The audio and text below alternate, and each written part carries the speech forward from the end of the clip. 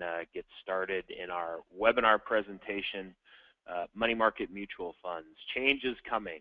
So the SEC has made some significant changes that will take effect next year. However, those changes and their anticipated effective date are already causing retirement plan committees to take action proactively to position their retirement plan portfolios in a manner that's consistent with their objectives. And I'll try and walk through some of those changes today.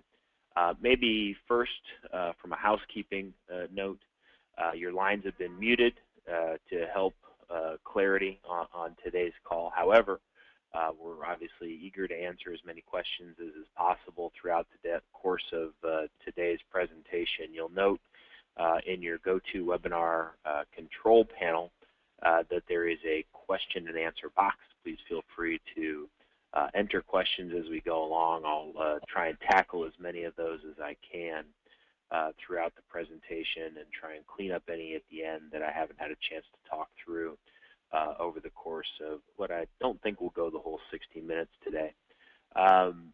Secondarily, just so you're aware, all the attendees will receive a copy of the presentation likely by the end of this week. So you have a chance to go back and take a look at any of the data or information that you may have found particularly useful or compelling. And then last but not least, we're also recording today's presentation, so to the extent that I say something poorly that you need to listen through a multitude of times, you'll have the ability to do that as well, and we'll send out a link to that recording. The agenda, really I want to talk a little bit about the status of the money market industry, a very high-level state of the state and where we are today going into the 2016 changes brought about by Rule 2A7 of the Securities and Exchange Commission. I'm going to talk about those 2A7 regulations and then talk about how that's going to impact fundamentally and defined contribution plans, especially how retirement plan committees think about cash equivalent investment options, and then next steps that we think committees may want to consider taking in anticipation of these upcoming changes. Some of the information about myself: my name is Eric Daly. I'm the managing principal for Multnomah Group, consulting directly with retirement plan sponsors across the country. Well, how did we get to Rule 2A7? Like most things that come about through any governmental rule agency, it's usually to prevent something that has already happened from happening again. And certainly 2A7 is no different. Back on the dark day of September 29th, 2008, the U.S. Treasury Department was really forced in many ways to establish a temporary guarantee program for money market funds. The concern was, without such a program, that we would have a run on the banks that would further hasten the crisis that was occurring in the lending markets at the time.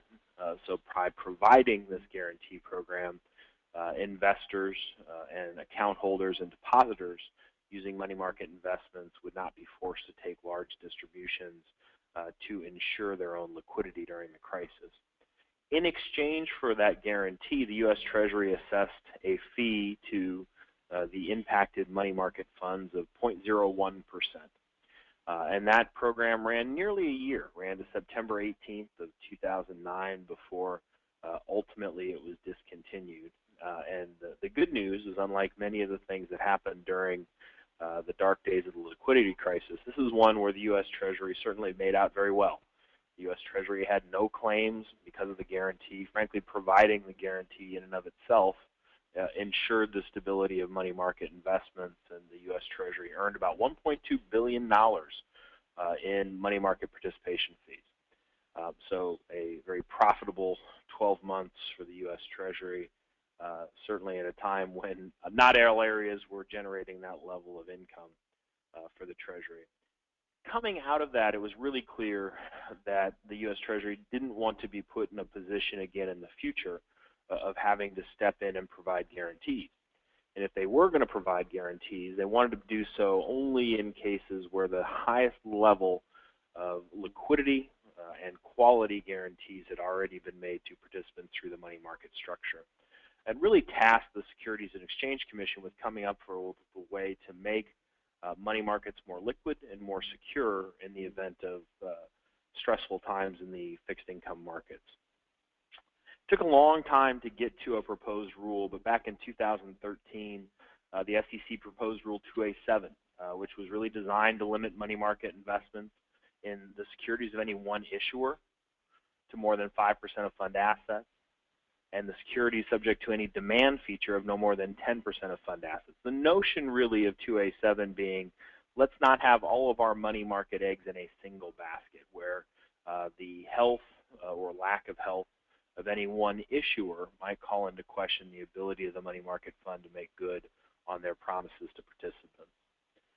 Back on July 23rd of 2014, so last year, the SEC adopted their final amendments for Rule 2a-7, and most of those are going to be happening over the course of this year, with the final effective date, and the one that we're going to be talking about most significantly today being October 14th of 2016, where you'll see some very significant changes to the money market product structure. So how significant is the money market industry? Well, it's very, very significant. You're talking about well over $2.5 trillion in money market investments. You can go back on this chart to 2008 and see how the serious run-up of cash, as people obviously pulled money out of equity markets and fixed income markets. And what they did, understandably, given what was happening in the market, was ended up buying significant amounts of government money market funds. And I'll talk about the differences between governmental funds and prime funds, which are the two products we'll talk about most extensively. Tax-exempt money market products are really not held inside retirement plans, their primary benefit being the tax-free accumulations that a taxable investor might pick up. But you can see the significant change from what had been almost exclusively a prime money market environment to one in 2008, where government money funds had run to nearly $1.5 trillion, nearly 50% of the total taxable money market base. And they've really held steady at about $1 trillion ever since. So let's talk about the two different types of funds because they are used in various retirement plans across the country. I mean, first you have the governmental money funds.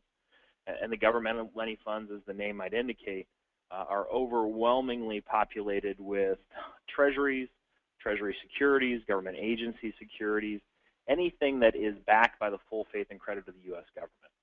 Important as we get into this distinction of the various product types, because ultimately, if the U.S. government is the debt issuer, the likelihood of them having to come in and guarantee their own default diminishes pretty significantly. Governmental money funds, because of that extra level of security, traditionally have a slightly lower return versus prime funds, which certainly may hold U.S. Treasuries, but as you go through the list of the various holdings that are there, you'll see a significant increase in commercial paper use, banknote use, commercial note use, other assets, all as a method to try and enhance returns and provide a better return to participants and users.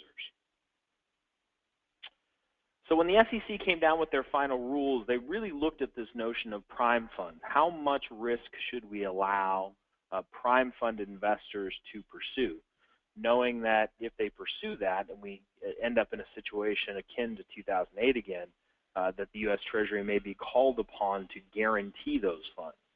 So there's obviously an issue of agency risk where the government doesn't want to be in a position of guaranteeing bad investments made by prime money market holders who are seeking higher returns. Certainly, if they're going to seek higher returns, there needs to be some risk that they incur for doing so. So when the SEC came up with their final rules and regulations, they came up really with 4 different elements that will change fundamentally in October of 2016. And the first is that some investment products will be required to have what they call a floating NAV. So for those of you familiar with money markets, you'll certainly be aware that they have a $1 share price. That $1 share price does not change from day to day, and then each day interest or earnings accrues on that $1 share price, although in the current money market environment it has been some time since we've had to deal with any true accruals of earnings in the low interest rate environment. But certain funds will be required to price and transact at a net asset value, meaning that instead of guaranteeing the $1 share price, the movements in share price will reflect the actual value of the holdings. So if my prime obligations, the credit risk increases, that may decline the value of the holdings, and certainly there would be a potential then for a money market fund over a short period of time to show a negative return. The second, the final SEC regulations, is a potential liquidity fee. And that really has to do with how liquid or how short-term the investments are within the money market portfolio. So, for instance, if a fund's weekly asset liquidity were to fall beneath 30% of the total holdings, the fund's board may be in a position to charge a 2% fee on redemption. So again, at times when cash is king, being able to restrict redemptions by incurring a fee that would discourage participants from taking a distribution would obviously be material. The third is a potential redemption gate. In this notion, if a fund's weekly liquidity were to fall beneath the 30% threshold, a board could suspend redemptions for a period of up to 10 days. So the issue that happened back in 2008 was ultimately we had these commercial paper markets where there was no liquidity. People were unwilling to transact because they weren't confident they knew what the risks were associated with the issuers. Typically, those liquidity crises can resolve themselves relatively quickly. So certainly being able to suspend redemptions for a period of up to 10 days might have the impact of allowing credit markets to stabilize, redemptions be made, and then ultimately distributions be paid out. Ultimately, most of these changes come down to whether your investment product will be considered a retail money market fund versus an institutional money market fund. And this is the area that I think the industry has had a hard time adjusting to. So retail funds would be limited to shareholders and beneficial ownership by quote-unquote natural persons or individuals versus institutional funds, which are open to any shareholders, certainly including small businesses and large corporations. So as you look at the various types of thresholds that are out there, there are really only two types of money market investment products that will not materially be impacted by the rules under 2A7. And those are U.S. Treasury and government money funds. Their NAV will continue to be stable. They will not have a liquidity fee, and they will not have a redemption gate. As a result, in defined contribution plans, I think you would expect, and we're beginning to see this now, that all fund companies are going to want to move clients using money markets onto a treasury or government money fund structure. To be outside of that structure and be using either institutional prime, for instance, which is the last, which would provide potentially a higher rate of return, would lead you to have a floating NAV, potential liquidity fees, and potential redemption gates. And if you think about that at the participant level, there's the difficulty of, from a record-keeping perspective, having to monitor the floating NAV of a money fund. But maybe more importantly, to have participants who are subject to liquidity fees and a redemption gate would make the record-keeping process substantially more difficult.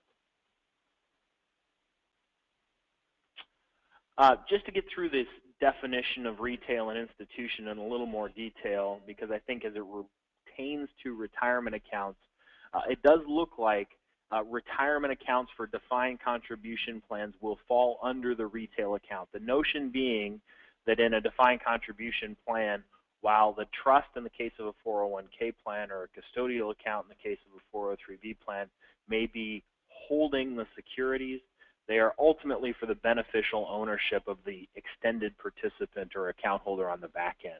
So in a defined contribution setting, we'd be looking at retail definitions of money market investments versus defined benefit plans and endowments. I know we have some participants in today's call who are subject to governing either pension plans or endowment plans. Those types of plans and accounts would ultimately be subject to the institutional definition of money market accounts. Important again because under the institutional retail, unless you are in U.S. Treasury or government funds, you'll be looking at either liquidity fees, redemption gates, or some form of a volatile or floating NAV price.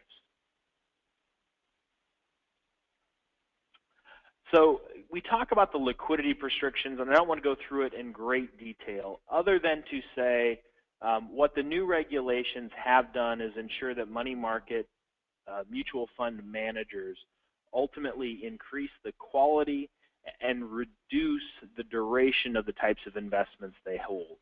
So they are monitoring and periodically stress testing what they call daily liquid assets, which would include any form of cash, any direct obligations of the U.S. government, and any securities that mature within one business day.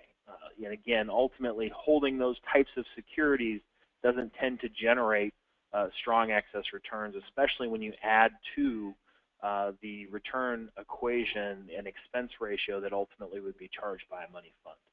Weekly liquid assets, which were referred to back in the liquidity gates and the redemption fees that I talked about, would include all of the daily liquid assets plus government agency discount notes with a maturity of 60 days or less, and securities that would mature with a demand feature in the next 5 business days. So ultimately, that's going to constrict how long out on the yield curve a money manager can go.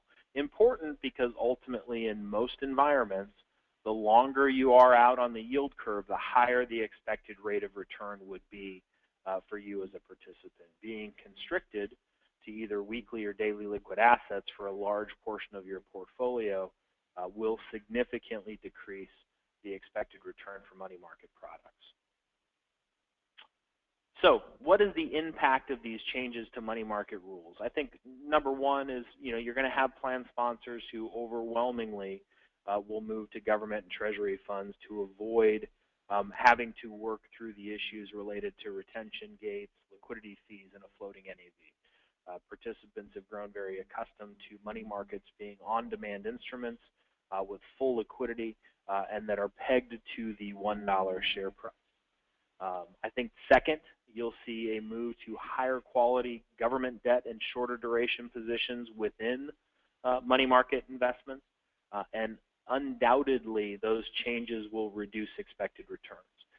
Anytime you have a bond fund, which is really what a money market fund is, just a very high quality and very short duration, anytime you increase the quality and reduce the duration, you reduce the standard deviation or volatility, but you also reduce the expected returns.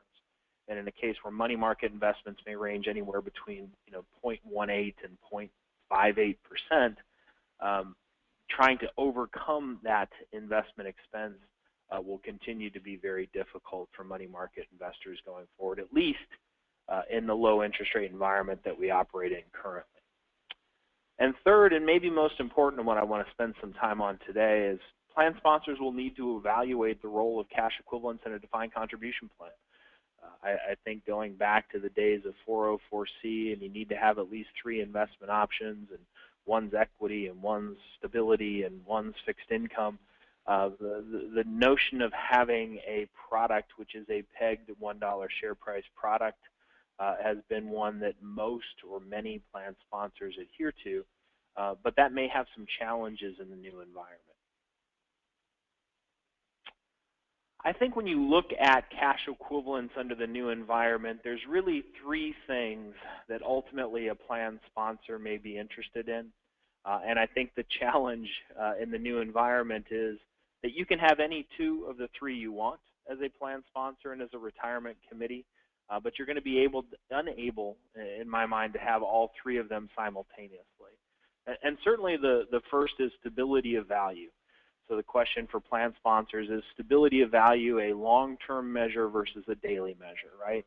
So in a money market investment that has a pegged $1 share price, stability of value is going to be consistent every day over long periods of time, even though the returns associated with that may be very, very low. This stability of value is critically important. Going back to 2008, you can see the uptick in movement away from volatile investments to stable investments, and even with minute changes in share price attributable to floating NAV instruments, that perceived instability can be pretty meaningful from a participant behavior perspective. The second is liquidity, and liquidity can be viewed both at a participant level and a plan level. So in any instance, whether it's a money market instance or a stable value instance or a fixed annuity, any time that you as a plan sponsor or a participant is restricted from receiving the proceeds of their investment to either reinvest or take a distribution, that has an impact, a pretty significant impact at the plan level. So plans that may choose to use instruments that have a 12-month put option, like a stable value investment, that they can't receive all of their proceeds until they provided a 12-month notice to the provider, certainly limits what they're able to do on the record-keeping side and how effectively they can negotiate good service agreements. So liquidity becomes an important part of the equation. And third, and for many not least, maybe first, is yield. Ultimately, when you're investing in defined contribution plans, one of the objectives and one of the primary objectives is to grow your account at a faster rate than inflation. And doing so differs dramatically depending on what type of investment or cash equivalent structure you choose to make available to participants in the plan. So again, plan sponsors will ultimately be left with which two of these would you like to provide in a single investment product. That doesn't mean you can't go out and have multiple investment products. The challenge of then multiple investment products becomes how do you differentiate those in the minds of the participants so that your less sophisticated participants are still making good decisions about how to invest their proceeds. So from my perspective, if you look at those three and you had to pick two, you would end up in a number of different places. So if stability of value and liquidity were most important, that single dollar share price, fully liquid and redeemable at any time, well then you'd be looking at a U.S. Treasury or a government money fund. Very stable, obviously you're pegged to the $1 share price, fully liquid without any redemption gates or fees. That provides that potential opportunity at the expense of yield, however. There is no magical product in my Venn diagram that fills that internal triangle. Money market yields for the last 5 years have been basically zero, and while inflation has been low, it hasn't been zero. So investors in money market investments over the course of the last 5 years have actually lost purchasing power over that period of time. If I was looking for stability of value and yield, then I would be looking at stable value investment products and fixed annuities. In that environment, those products are investing in longer duration securities with some form of insurance protection, and in exchange for the insurance protection, I give up liquidity. I either give it up because I have to pay a redemption fee if I choose to liquidate my position, or because there is a put feature that doesn't allow me to take all of my proceeds at one time. I'm going to get a much higher yield, but I do give up flexibility in terms of liquidity for making that decision. And then if I'm looking for liquidity and yield, then I'm probably looking at an ultra-short bond fund. And in exchange for giving that up, I give up stability of value, because even ultra-short bond funds with floating NAVs ultimately will experience, during periods of financial shock or rising interest rates, short-term declines in return, so reductions in NAV share price. I may be able to get some yield back by having longer duration than I would within a money market investment. Average money market yields are only about 45, 46 days, whereas a ultra-short may be 1 year, maybe even a little longer than a year on the duration side. So I can get higher yield. I get full liquidity because it's an open-ended mutual fund, but I give up that stability of principal in exchange.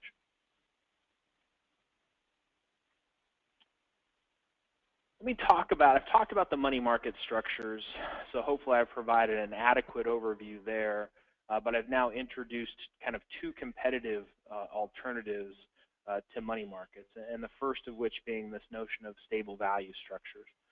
And stable value structures became very unpopular back in 2008, really for two reasons. One was, A, they didn't receive the same protections from the U.S. Treasury that money market funds did. So ultimately, their $1 share price was not guaranteed by the government. And two, the $1 share price was guaranteed by banks and insurance companies. And during that period of 2008, 2009, arguably, or maybe inarguably, the area of most stress was in with financial services. So the notion of how valuable those guarantees were was very unattainable or unknowable. I mean, for instance, one of the largest guarantors of stable value products at the time certainly was AIG, and AIG, as many are aware, was in the process of receiving a fair amount of government aid at the time. But in these stable value structures, the objective really is capital preservation with steady positive returns. And they do provide higher returns than money markets over long periods of time because they take more interest rate risk, meaning they get out further than the 46 days that I talked about on the yield curve, and they take more credit risk. They're not certainly constricted to purchasing only U.S. Treasuries and government agency bonds, and by taking both of those risks, those provide some level of additive returns. So the question is, well, if it's really a bond portfolio, how is it that the stability of the underlying share price is established? Well, it's really these insurance wrappers that provide what they call wrap contracts, which ultimately enable the portfolio to operate at book value rather than market value. So ultimately, if there were a movement where interest rates increased dramatically, therefore the value of the underlying bonds declined significantly, and participants took distributions, the insurers would provide the liquidity to make the $1 share price for redemptions whole. They do not protect against credit losses. So when we talk about wrap portfolios, if I go out and buy a bunch of junk debt in my stable value structure, the insurers do not protect against the credit losses. They protect against the interest rate volatility side. And ultimately, that's an important piece. So you still see very high quality, or should see, within most stable value structures, very high quality credit, because that is not provided any guarantee by the insurance companies providing the wrap structures. So these are essentially large bond funds with an interest rate guarantee provided by a wrap accruer. The cost of those insurance wraps are part of the expense ratio, and therefore ultimately are borne into the net crediting rate that's provided by the stable value structures. But they become very attractive alternatives to money market investments because of the differential in return. I'll show you some information on that here shortly. You could also add to stable value structures just the general fixed annuity. The primary difference between the stable value structure and the fixed annuity is in the fixed annuity, instead of having multiple insurance companies providing that wrap, you really just have a single insurance company providing a stated crediting rate that's backed exclusively by the full faith and credit of the insurance company making the issue. The other product I talked about were these ultra-short bond funds. And the ultra-short bond funds are, again, similar to money market investments and similar in many ways to stable value products, a pool of bonds. Ultra-short typically meaning durations of under a year, although occasionally you'll see them as long as 1.2, 1.3 years. Because they're focused on short-term duration, they ultimately are much less susceptible to interest rate risk. They do not provide the stability of value, so when interest rates go up, they will decline in value. But if you were to look at the category averages of the ultra-short bond funds that are out there, the average effective duration is only about 0.41%, meaning that if we saw an interest rate increase of a full percent, it would only decline the value of the bond portfolio by about 0.4%. So interest rate sensitive, but the magnitude is certainly an issue that's managed effectively by most portfolio managers. And ultimately, when you look at the average credit quality, they're not looking to make big credit quality bets within the ultra-short bond community. Average credit quality is traditionally an A. So you may see lots of treasuries, but you'll also see lots of corporate holdings that are on the short end of the duration curve. So what does that look like from a return perspective? We went back to 1998 and took a look at the last 17 years. The top line being the Barclays Stable Value Benchmark. And you will see there's some volatility up and down. So there have been periods of decline. not because the actual value of the stable value product has declined, but because the value of the bonds underlying it has declined. So a participant who would have been invested in that product would have seen a much smoother ride that was only up. But here we're showing the various periods where interest rates have gone up, bond values have gone down. Participants have been protected because of the wrap contracts, but you can get some feel for the duration. Even back in 2002, 2008 and 2009, the period of really of the highest degree of stable value challenge, you'll see that actually stable values did very well in maintaining high quality bond portfolios. In many cases, because rates were coming down quickly, their portfolios did even better. They had longer durations than did their ultra short-term bond manager peers and certainly their money market peers. So those declines in interest rates actually increased the value of the bond holdings underlying. You can compare that to, for instance, the next, which is the gray line, the ultra short bond line, which has done well, but you can see the amount of interest rate risk combined with the amount of credit risk that was incurred back in 2007, 2008. The period of decline was material. So for somebody who is seeking stability of returns, they really would have seen over about a 15, 18-month period a pretty significant decline in the underlying value of their ultra-short bond portfolio. And then the green line ultimately being money market returns. While the money market returns have a very nice, smooth portfolio that I think participants like, it is unmistakable that if you compare that to where we are from an inflation perspective, that at least over this 17, 18-year period, money market investors have lost purchasing power. And again, these changes in 2016 are unlikely to improve the gap between inflation and money market returns. Arguably, they may serve as a detriment, making that gap wider on the negative side of the equation. So considerations in communicating costs and benefits to participants.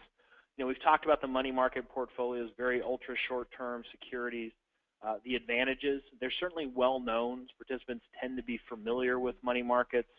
They're liquid, at least in the government form that we've talked about, and they respond rapidly to changes in interest rates. So maybe we get in an environment with very rapidly increasing rates. Because of the short duration, their returns are likely to go up at a faster rate than some of the other products that I'll talk about. The disadvantages is certainly that $1 share price peg causes a large number of participants to misuse the product. They purchase the stability not aware fully of the loss in purchasing power that stability guarantees. Low returns, and certainly recently lower returns than the inflation. And you can see that if you look at the U.S. Treasury T-bill auction, which is a pretty good bench. The 5-year return is 0.06. So that's a zero cost index. If you add to that a 0.5% in expenses, what you'll really see in the money market field for 5-year returns is most of them are at 0.00 or 0.01, and they've only been able to do that by waiving a portion of the expense ratio. That's the only way they've been able to not break the buck. Under the fixed annuity or the GICs or the stable value products that I talked about, you have this promise to pay back the insurer based on the wrap contracts or the fixed annuity structure. They should provide a higher crediting rate, and I think certainly the typical fixed annuity rates now are somewhere between 1.5% and maybe even as high as 3.5%. The position is backed by the full faith and credit of the issuer, and it has the benefit of those returns are generally announced in advance. The disadvantages continue to be participant misuse and the liquidity constraints that I talked about. So you get yield, you get stability, but you give up liquidity in exchange. These products can be very difficult for committees, especially unsophisticated committees, to understand and analyze appropriately. It should not exclusively be an issue of what provides the highest rate of return. I think looking at, in a stable value environment, the exchange of credit quality and duration, and what's the impact of changes in interest rates or credit quality, and how would that hurt our crediting rate going forward. And the cost structure can be very difficult to determine, especially in a fixed annuity. In most fixed annuities, there is no stated expense. It really is just a crediting rate, since there is no portfolio securities other than the insurer's general account to back the crediting rate that's being provided. And then last but not least, the ultra-short bond fund. Short-term high-quality bonds within the portfolio, typically a duration of 0 to 3 years, and they're held until maturity. They should provide a higher crediting rate than money markets, although in the current environment the rates have not been materially different.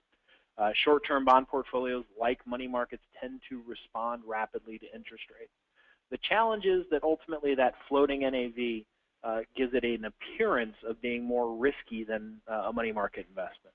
Arguably, credit quality is similar. Long-term returns may be slightly higher, but that floating NAV and the difference in share price purchase over any period of time can be one that's scary. If you look at the Barclays U.S. Treasury 1-year index, for instance, the 5-year returns 37 basis points. So, you can look at it one of two ways. Either one being not materially higher, only 0.3% maybe than the T-bill auction rate, or you can look at it being 6 times as high. Depending on how you look at it, may depend, or it may have a pretty significant impact on whether it's appropriate in your plan structure. As I mentioned before, you can use some of these products in combination. You're not restricted necessarily to holding one and only one. It's not uncommon to see a fixed annuity in a money market in a plan. It's not uncommon to see an ultra-short bond in a money market in a plan. However, many investment product providers will restrict the ability of a participant to transact from one cash equivalent, take any of the list here, into another cash equivalent. Because ultimately there is an impact on how quickly rate changes occur. So for instance, in the current environment, fixed annuities, stable value, guaranteed investment contracts are providing a much higher return. If interest rates increase, the likely impact is that the bond portfolio securing those fixed annuities and GICs will decline in value. In the short run, money market returns and ultra-short bond returns will increase. What GIC, fixed annuity, stable value providers don't want to see happen is lots of shareholders redeeming their intermediate bond positions in exchange for money market at a time when bond prices are at their lowest. So as a result, there's typically some form of what they call an equity wash provision, which is if you're going to hold multiple of these investment types, a participant may be forced to go into equities in an equity wash period, some period of time before being allowed to reinvest in an alternative cash equivalent. So that is one of the reasons that some plan sponsors choose not to have multiple of these investment options in the same portfolio, because explaining equity wash provisions can be very challenging to participants. So next steps. From a plan sponsor perspective, really where should plan sponsors go? I think the first is really understand what your current portfolio construction strategy is. How does the committee through policy or through procedure put together what I'll call their cash equivalent matrix? If you're going to make changes, certainly address those in your investment policy statement. If there is this kind of 3-tiered environment where we're going to need to make some decisions about which 2 of these 3 are most important, is that reflected in your investment policy so that in the future others will know how you got to the decision you made? Put together that portfolio matrix on the cash equivalent side that fits the objectives of the committee, and then communicate that product to participants. If you're going to a stable value environment or you're going to a government money market environment, there's challenges in communicating all those. In a stable value environment, it's communicating that while the stability of principal shows up, that there is a risk. No matter how small the risk may be, investing in stable value and fixed annuity positions versus money market. If you're going to provide money market instruments, it's communicating that holding large positions in money market over a long period of time may cause your portfolio not to keep up with the cost of inflation. If it's using ultra-short bond products, it's communicating that there may be volatility in the share price over short periods of time. and then go back and reassess. I think back in 2007, 2008, 2009, movement was tremendously away from what were considered to be more risky forms of cash equivalents, be they stable value, be they fixed annuities. I think in the current environment now, post-2008, what we've seen is that actually those perceived higher risk instruments, stable value and fixed annuities, did extraordinarily well, both in securing participant returns as well as accruing higher yields. So periodically it's important to go back, reassess that matrix, and ensure that the portfolio you're providing is still meeting the obligations from a fiduciary perspective and from a participant means perspective. Those are my prepared remarks for today. I really appreciate everybody's attendance. I will, not going to unmute the lines again for call clarity's sake, but to the extent that you have some questions that I was unable to answer, happy to take those now if you want to tap away and either enter them in the question and answer box there.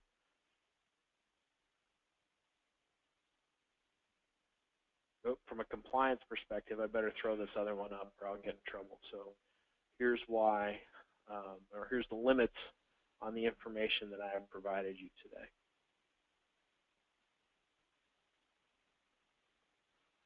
Question: can plans that have DB plans use stable value products? Yeah, traditionally they can. So defined benefit plans can use stable value products, and I think certainly many stable value manufacturers have touted the impact of having a fixed share price on the quote-unquote efficiency of a portfolio. I think you're going to run into big liquidity constraints. So from a defined benefit perspective, you are in a position to have some form of tactical approach, for instance, then DB may limit your ability to be very responsive to changes in the interest rate environment because of those liquidity restrictions that I talked about.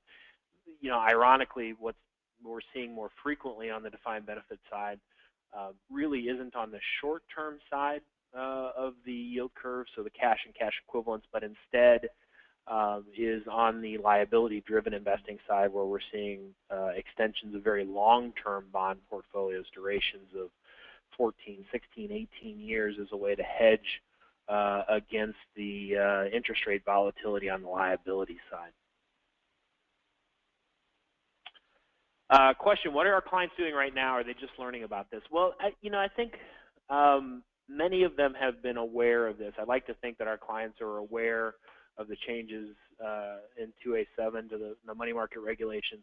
What is happening now in 2015, however, is that the money market product providers are in the process of deciding what they're going to do with their array of products. I think recently, for instance, Fidelity announced what they were going to do with their suite of money market products and how that is going to impact the availability of investment products on the defined contribution side. So what we've been working with clients on really this quarter and next is the strategic direction. Okay, so here now, given what our provider is doing to the money market matrix, let's go back and revisit the liquidity, yield, stability question, make sure that we as a committee are comfortable in where we want to play in those three issues, and then determine whether that would have any impact on either making a change to our cash equivalent structure, adding additional investment products to our structure, or removing products. I think the interesting question ultimately will be in the money market investment arena for defined contribution plans. So money markets will be used for a million different reasons for the next million years, best I can tell.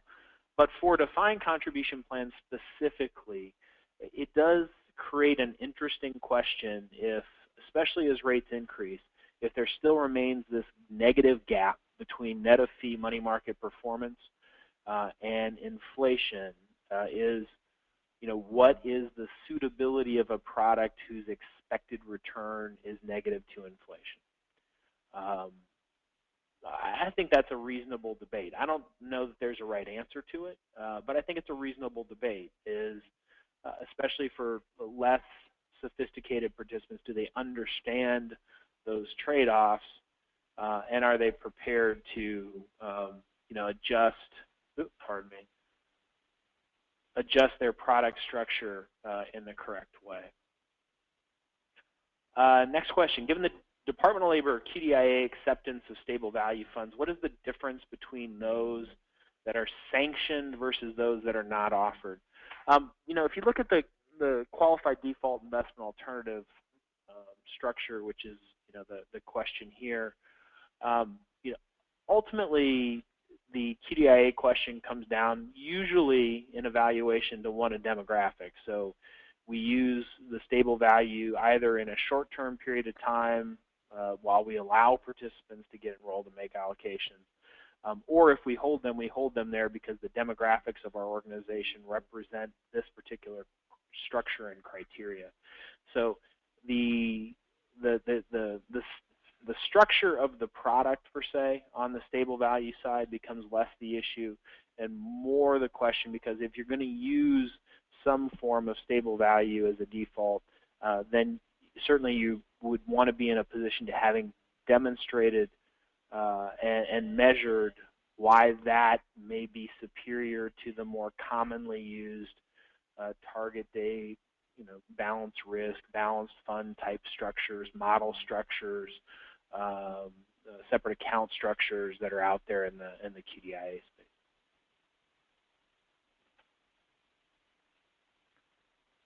And then, how does 2A7 impact float funds at banks that record keepers use? Good question. I mean, for the float funds that are used outside the plan, the reality is that you're looking at probably floating NAVs to go with those float funds that are clearly institutional. So in cases where I think the most recent court case was that float is not a plan asset and therefore isn't held in trust and isn't measured the same way, isn't subject to, although most providers have gotten out of the float business for concerns that particular decision may be revisited. So as long as it's outside the plan, I think what you're looking at is probably institutional money market funds that are float in nature. If the float is somehow held in the plan, so take maybe larger plans, defined benefit plans that manage their own cash lending process, then I think ultimately you're going to see most of those float accounts move into the government constricted funds again. I think you're going to be hard pressed, frankly, to find too many defined contribution plans that are going to want to utilize any form of a floating NAV or restriction on redemptions in any way. In the defined benefit structure, undefined benefit accounts are clearly going to end up in the institutional side looking at floating NAV investments. And certainly the sophistication of most pension committees probably provide for that. They should be able to understand those trade-offs a little more appropriately. So on the DB side, if you're looking at float accounts, I think you're looking at institutional accounts. On the retail side, I think you're looking at on the defined contribution / retail side, you're looking at government funds as being the primary place.